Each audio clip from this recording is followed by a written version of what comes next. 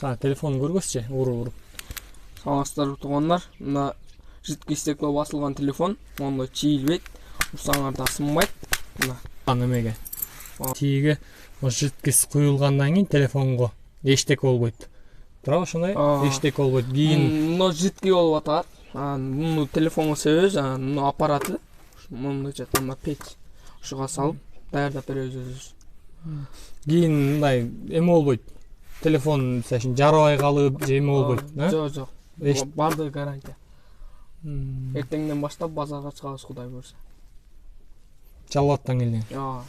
Кандай болуп калат, түшүндүрсөң, могу жидкистер кайсы биринчи куюлуп, кандай болуп? Биринчи муну менен тазаланат ага.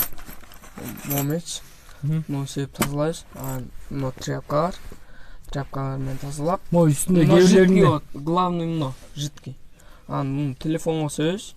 Мына жөн эле powerbank. Шун. Жок, мундайлар бар да, мендегилерчи, мисалы үчүн муну сыйыр алып коесуңар да. Защитный стеклону сыйыр алып коесуңар. Телефонду өзүң эле алдыга коюп, жабыштырып беребиз. Жидкость деп муну айтат экен да. Ушулай.